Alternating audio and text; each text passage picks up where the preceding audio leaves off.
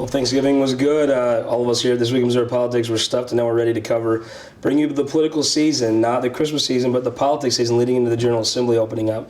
And this week we're joined by Attorney General and candidate for Governor Chris Koster. General Koster, welcome. Good to be here. Let's start with your official duties first. There was a SB 5 was signed into law this past year that limited profiting from policing. One of the issues surrounding coming out of the Ferguson report and those things, the local municipalities in St. Louis County have now sued to get rid of this law that passed with huge bipartisan support. Right. Your office is tasked with defending the law. Give us your thoughts on the broader issue of profiting from policing. This was Senator Schmidt's bill, Eric Schmidt's bill from Kirkwood, and I think that he did a good job on this. He took on an important issue. There are municipalities across the state, but particularly here in St. Louis County, that are receiving more than 30%, had been receiving more than 30% of their revenues through citation violation efforts. And Senator Schmidt and the General Assembly said that that can't fly. It is too oppressive on populations in this area, and so they said no more than 20% outstate and 12.5% here in St. Louis County of revenue can be derived from these citations. He's expanding that now in a new piece of legislation that he just filed this week that will go beyond traffic violations and include generalized municipal citations as well, that people can't be endlessly fined and have those fines ratcheted up for not cutting their lawns, for example. And so it's an important issue. He's done a good job. We're going to see how these municipalities now can deal with the revenue transition that they are being put through in a very fast pace, because taking their revenue from 30% down to 12% is like putting these municipalities through another Great Recession. But the issue is important, and he's done the right thing. So you're the state's top law enforcement officer. Do you believe this fundamentally undermines the credibility of everyone when the citizenry believes you're just out to make a buck? Yes, I think that it was interwoven with the crisis in Ferguson, the frustration that populations here in the region feel toward policing and toward municipal governance. And if we are going to operate a municipality, fund a municipality, then we should be doing it through traditional revenue streams like taxation, property taxes, sales tax, and whatnot, and not by over-policing a segment of the population and driving them into debt through taxation by citation or incarceration. Let's walk to the next topic, the Bridgeton landfill, the West Lake landfill. You've been very outspoken and very active on the topic. Give us the Cliff Note version of what you believe is happening and what the government needs to do now. Well, the case that the state is making is that Republic Landfill has negligently operated the landfill to the detriment of the area. Look, in the last 2 months, there has been a fire up on the landfill site. 3 days later, there was a 10,000-gallon leachate spill, polluted leachate dropped on the ground by Republic. There is radioactive material that has migrated off-site.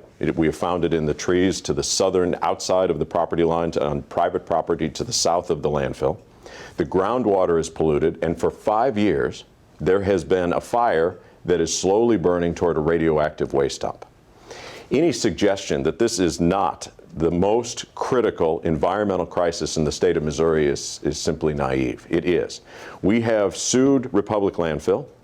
We have been in court now for 2.5 years preparing to get an actual trial date. And now, really on the eve of trial, because our first trial is in March of next year, on the eve of trial, Republic Services is trying to start the case all the way over from the beginning by moving the case to federal court. It's a delay tactic. We are fighting that. We're going to try and get it back into state court so that we can try this case for the people in St. Louis County this spring. Speaking of federal court and the federal government, there are studies that come out seemingly every 2 weeks. Your office did one. Many state agencies have conflicting reports on some levels. This may be the only Sunday show you come on where federal answers aren't what we're looking for. But don't you not think that in this situation, the EPA should step up and solve the problem? I mean, if they're not there to solve this problem, what are they there for? I have been very critical of the EPA over the last year and a half, very publicly so. Now, in fairness, in the last couple of months, we have begun to see a little bit of activity out of the environmental protection. Some of your statements have led to the EPA getting more engaged and getting off the schneid. Perhaps. I mean, Dawn Chapman and the other activists up on the north side have also been helpful. There's been a lot of pressure coming from a lot of different points. I think that we're going to see an announcement, I hope, from the Environmental Protection Agency before Christmas that will add some clarity to some kind of an engineering break that would be put between the fire and OU1, the radioactive landfill site. It just seems like you can't haul this all over Missouri. Well, and as you are aware, Senator McCaskill and Senator Blunt recently filed legislation in Washington to move the entire responsibility from EPA over to FUSRAP and under control of the Army Corps of Engineers. I think as a general matter, I'm supportive of that effort, and I hope that the senators... Couldn't do any worse, could they? I mean... I think that the Army Corps of Engineers is generally seen as a more active and responsible partner than EPA has been. But EPA has been doing better of late. I want to give credit where credit is due, and let's see what happens over the next 4 weeks to see what kind of engineering solution they bring forward before Christmas. Interesting. Let's talk about the legislative session. Last session ended, the whole session imploded over a right-to-work issue. Some Republicans felt like a business regulation was all of a sudden what they wanted to have happen. You've been pretty outspoken on the topic. Give Governor Nixon some credit. If this comes back when you're governor, what do you do with right to work? Are you able to work with Republicans and not have this come to your desk? And if it does, what happens with it? Look, if somebody came to me and said, you can save on health care costs by slashing the salaries of doctors and nurses, I would say, no, that's not how we do it. If they said you could slash teacher costs or teacher salaries and save on educational costs, I would say no. One group of Missourians doesn't get ahead by stepping on another group of Missourians. Right to work is an effort to cut construction costs by slashing the salaries of construction workers across the state and to roll back or partially eliminate collective bargaining rights that we gave to workers throughout this country in 1935. Again, one group of Missourians shouldn't get ahead by stepping on another group of Missourians. We go forward together. And I also think on the right to work argument that the anecdotal data doesn't hold up next to the statistical data. I mean, let's look at some states around us. Nebraska, Iowa, Indiana, and Arkansas are all right to work states. Those 4 states all grew more slowly in 2014 than Missouri, Illinois, and Kentucky, which are all non-right to work states. So there's a lot of anecdotal evidence that are stories that are circulated throughout the General Assembly, but when you match it next to the statistical data, it's not as convincing as the proponents would like you to believe. Well, I'm just a simple hillbilly from West Butler County, but I live very close to Arkansas. I've been to Arkansas many times. I can see it from the farm. I'm very glad I live in Missouri. I don't really want an economy like Arkansas's. It seems to me it's intellectually flawed, and it's a really questionable policy of, is this what actually grows the economy? You know, a laborer, someone who is part of the laborers union, a laborer in Northwest Missouri makes about $27 an hour. A laborer in Nebraska makes about $14 an hour. Why would someone who's aspiring to be governor of this state do that to someone's family? Let's talk about you aspiring to be governor. You've kind of not been hit by the Republicans yet. They're hitting each other, but you got hit by the extreme left. Mayor Bloomberg, probably the most prominent anti-Second Amendment politician in the country, has running ads attacking you for standing up to some of the Obama administration's environmentalist policies. If they weren't doing it around the country, some folks would think it was a McCaskill-esque ad. What are they actually attacking you for, and what are you doing? Well, Mayor Bloomberg's got a good life. I mean, he lives in the upper east side of New York. He's a billionaire. He flies to Jamaica every weekend. But he's not my constituent. I'm a prosecutor from Harrisonville, and my job is to keep this state economically competitive and to keep electric rates in this state low. The Obama administration and the Environmental Protection Agency made us an offer, a draft proposal. It looked pretty good, and then there was a bait and switch at the end when the final rule came forward, and it was 75% worse than what we were told we were going to get under the Clean Power Plan. There was no opportunity to negotiate, and so we sued them. That's just the way it is. But if you're a single mom in South County, or if you're on a fixed income in Brazito, Missouri, then you're going to see under the president's Clean Power Plan, you're going to see your energy costs, your electric rates spike by 25%. That makes Missouri less competitive. The president has his job to do, but my job is to, along with Governor Nixon, to keep this state economically competitive. We use our low electric rates in this state to draw in business from around the country. That's one of the ways we're going to grow this economy. And we have an obligation to, again, single moms, people on fixed incomes, small towns across this state, to make sure that we don't handle the utility rates in this state in an irresponsible way. So how's the campaign going? How's fundraising going? Oh, I think our efforts are going well. I've been fortunate that we've put together a good team that I'm very proud of. We're working well together. And I'm enjoying the process of getting out and talking to people around the state. It looks like from your social media you're spending a lot of time off of I-70, where a lot of Democrats don't spend a lot of time. What's the reception there, and what are people talking to you about? You know, a lot of, after you get, let's say you're down in Butler County, your neck of the woods in the Boot Heel. All right. You know, you talk to a lot of Republican farmers down there, and they say, you know, are you fiscally responsible? Well, if you can check that box, then they want to know, are you going to take away our guns? And I have been NRA endorsed for many years, and so if you can check that box, then the next question that they ask is, okay, how are you going to fund our schools, because our schools are tremendously underfunded? And the fourth question they ask you is, how are you going to get money to our roads, because Jefferson City is not sending us any money to our roads, and our asphalt roads are turning to gravel, and our gravel roads are turning to dust. To which I say to these Republican farmers from West Butler County, you're not a Republican, you're just a Democrat who likes guns. Well, maybe they're a Democrat or a Republican that'll vote for you, maybe. We'll see. We'll see. General Koster, we appreciate you coming on. We look forward to you coming back on This Week in Missouri Politics. Thanks. And we'll be right back with our opinion maker panel, but we'll leave you with this week's leading Missouri economic indicators.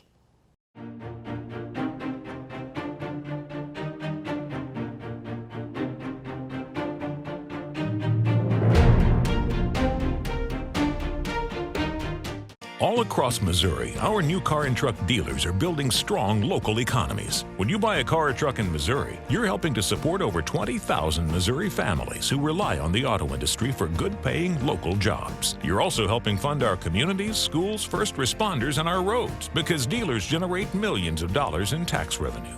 Missouri's automobile dealers have been the foundation of our communities for generations and for generations to come. The Missouri Automobile Dealers Association, the heart of Missouri. For more than a century, the St. Louis Carpenters Union has shaped our communities. Through trusted alliances, we deliver skilled professional craftspeople, while our business partners provide the kind of quality jobs that keep our economy humming. It's a blueprint that has worked since 1882. Turning Missouri into a right-to-work state stalls progress, wipes out jobs, and kills momentum. Right to work is wrong for everyone. Let's keep Missouri moving forward. Visit carpdc.org to learn more.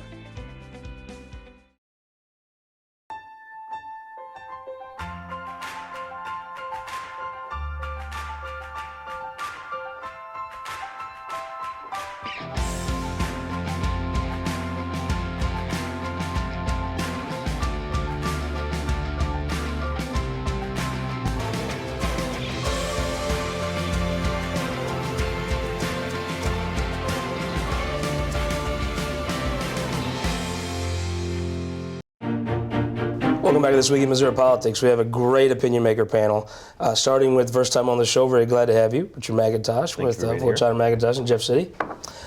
Speaker Steve Tilley, former Speaker of the House, now governmental consultant. Glad to have you back. Glad to be back. Representative Elijah Haahr up from Springfield. Very glad to have you in. We've been on the show before, but maybe not in this studio, right? My first time on the panel. It's looking forward to it. And a person everybody will recognize, Crystal Brinkley, the head of the Missouri Democratic Party. Crystal, what did you think of General Koster's interview? I thought it was great. Very specific. It's very clear that he is very poised and ready to be governor. Richard, we've had now all the major candidates for governor on the show. You could tell the ones that know government, and he knew what he was talking about. Whether you agree with his positions or not, they were backed up. Clearly, he understands public policy. He understands how to make public policy, the consequences, and he also knows how to implement and run government, because he's been doing it. Steve Tilley, you've served with Koster when he was in the Senate and as Attorney General. What did you think of his approach? Well, clearly he's very intellectual. I mean, he's usually one of the smartest guys in the room, as you could tell by the interview. But he certainly was during the interview. Yeah, well, clearly with you. Exactly. But what I really like about him is he's able to take positions, whether it be suing the EPA, whether it be the Syrian refugee crisis, which is really totally in opposition of what the traditional Democratic Party does. Which shows me he's got a little backbone to fight his own party when he thinks they're wrong. And so I respect that. Got that in common with Congressman Clay, right? Backbone. Yeah, there you go. Elijah Haahr, how do you beat him? Well, I think you have to point out all the times that he is in line with the National Democratic Party. As much as the Attorney General wants to run as kind of a bipartisan, nonpartisan member, he's still part of the Democratic Party. You have to point that out, and you have to point out all the ways that he's similar to Barack Obama and Hillary Clinton and the other members of his party. He's talking about you, Crystal, other members of his party. That's right. You had to chuckle before Thanksgiving, I guess, over turkey at the chaos on the other side of the governor's race. And just so everyone knows, this is being taped and on television. Be upfront about that. We had one candidate, John Brunner, had a phone call from Eric Greitens. Pretty embarrassing for Eric Greitens, but it was leaked out. A lot of folks called foul on it. What do you make of it? I mean, besides smiling. Well, I will see if the Brunner camp is, effective, and the phone call actually reaches the Republican primary voters. We'll see. To listen to the phone call, it kind of did show that it looks like Eric Greitens might need a little more experience before he takes the chief executive job of the state. But it was comical. What do you think? I mean, it probably neither of them look very good. Being a politician is easy for everyone until they try their hand at it. And then everyone discovers very quickly there's a very unique skill set. You're both elected officials. You understand what I'm talking about. Absolutely. They're a very unique skill set to be able to accomplish what it takes to lead a state, what it takes to lead a house, what it takes to be a member. And those who don't have it, it's kind of like certain things have to happen through experience. You can't just read it in a book and then apply it. You have to live it. All of us who've been in the Capitol understand what it's like to live in the Capitol, process a bill through a House, the Senate, get it through the committee. You can read House rules and Senate rules, but that's not the same. With that in mind, who's the favorite to win that primary? For me, it's kind of like driving alongside the road and seeing a car wreck. You know you shouldn't look, but you have to look, and you just don't know what happened. And it's kind of like it is right now. I don't know who's going to win, but it is an absolute mess. Koster the favorite to win, whoever comes out of the primary. Clearly. Crystal, who do you want to see win? Well, I want to see Chris Koster win. We are focused on supporting Attorney General in his gubernatorial race and and marching forward. And I kind of agree with Richard. It's a car accident that we're just going to keep driving by and focus on the priorities of the party. All right, Elijah, all the way up I-44, you knew he was going to talk about it. Is this something that will pass and be forgotten, or is this indicative of what we're going to see for the next 6 months? I think you've got 4 very talented candidates on the Republican side, and they're obviously very passionate on the issues. And sometimes I think that authenticity isn't necessarily a bad thing. I think if you look at the national trends in Missouri, you look at the Republicans will likely carry the state in the presidential election. I think Senator Blunt will win a pretty resounding re-election.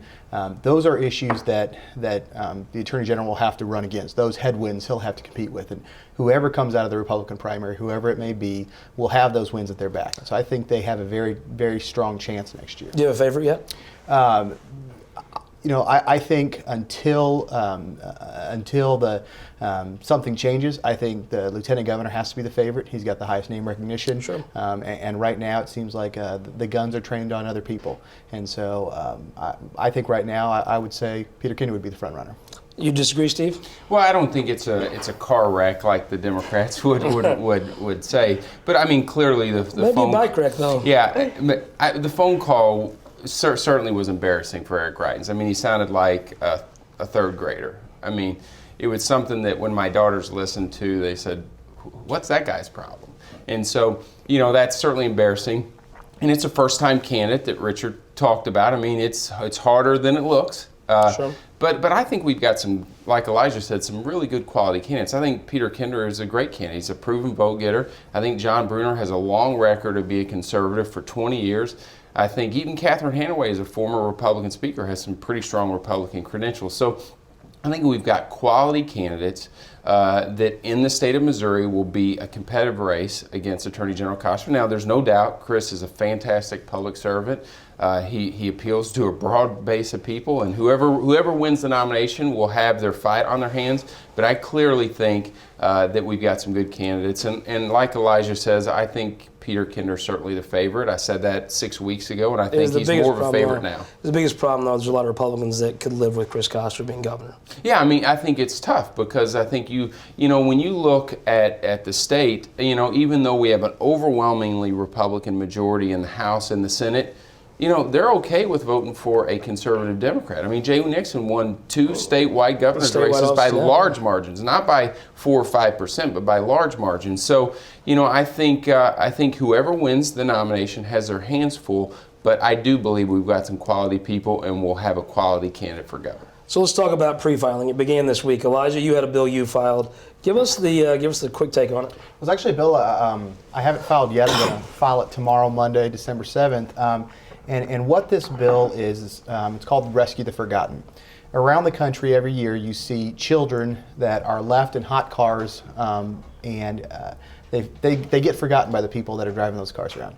And we average over 50 heat stroke fatalities a year from children. There's been dozens in Missouri over the past 20 years. And oftentimes if you walk by a car and you see a child in the car and you reasonably believe that child is in danger, you may call 911, but it may take them too long to get there.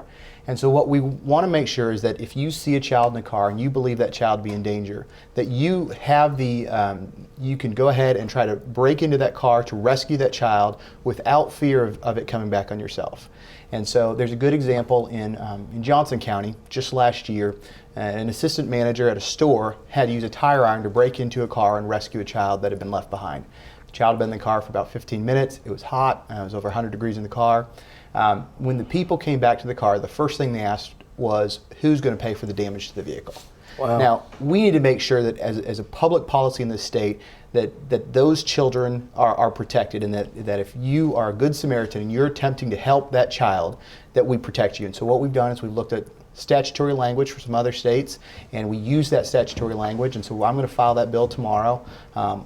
It's my hope that bill will get strong bipartisan support, and it'll be something that we can pass with an emergency clause so that before summer 2016 arrives, that law is in place and that it gives those Good Samaritans the access they need and the statutory backing they need to help those children if they see somebody in danger. So you think it fast-tracked, come out early? That's my hope. You're really just expanding the Good Samaritan law. It is an expansion of the current Good Samaritan law, that's correct. Richard, speaking of Samaritans, I don't know if we're good or not, but Senator Schaefer followed through with his promise to file a bill to take out the earnings tax in the city of St. Louis and Kansas City. What if, does that pass? They say there's legal problems with it. The bill obviously will probably be changed somewhat. Is this something that moves? I think it gets some traction. I think that there's a fairly powerful disincentive for a lot of folks to locate in the city of St. Louis because of the earnings tax and the effects on the employees. And I think you're ultimately going to see it's a continued drive around the edges of driving St. Louis City and St. Louis County into one entity and getting the inefficiencies out of both sets of government. And you make for a more efficient government, a more cohesive government. St. Louis County has one of the most complex ballots in the nation because the way we've allowed it to be piecemealed. And it's hard for organizations to move together in one direction when they're that fragmented. So you think the earnings tax going away pushes that merger down the field a few yards? Yes. I think that there are resources available to government in St. Louis City and St. Louis County that would be better if they were all spent together in one direction. We would make the entity of St. Louis metro area stronger if there was that. And I think the earnings tax and having that debate brings that to light of what efficiencies could you get and how could you run government better on less dollars, or even if it was just equal dollars. Crystal, Mayor Slay is probably the most valuable Democrat in the state, outside of Governor Nixon, leading on equality issues, leading on raising the minimum wage, ballot initiatives that are going to help drive turnout. Do Democrats in the legislature get his back? I think so, absolutely. He's obviously been, a huge supporter of the party, and yeah, I absolutely think that they will. Steve, this passed. Yeah, I mean, I don't think it passes, but I think it's a very worthy discussion. I think Senator Schaefer is right on board. I mean, I think when you disincentivize companies from locating or relocating in St. Louis, it's bad for the city. And I'm one of the people that even though I'm from outstate Missouri, think that, St. Louis needs to thrive for the state to do well. And so I agree with Mayor Slay on many, many things, and I think there is a discussion of where the city gets the lost resources. But I think to add an earnings tax in St. Louis and Kansas City disincentivizes people to be there. Haahr, last couple minutes, let's talk presidential race. You've came out in a big way for Marco Rubio. Why? I think this election will be a generational election. If you look at the candidates on the Democratic side, they're all in their upper 60s or early 70s. On the Republican side, we've got a really broad group of younger candidates running, and I think Marco is one of the most talented politicians and statesmen in the country.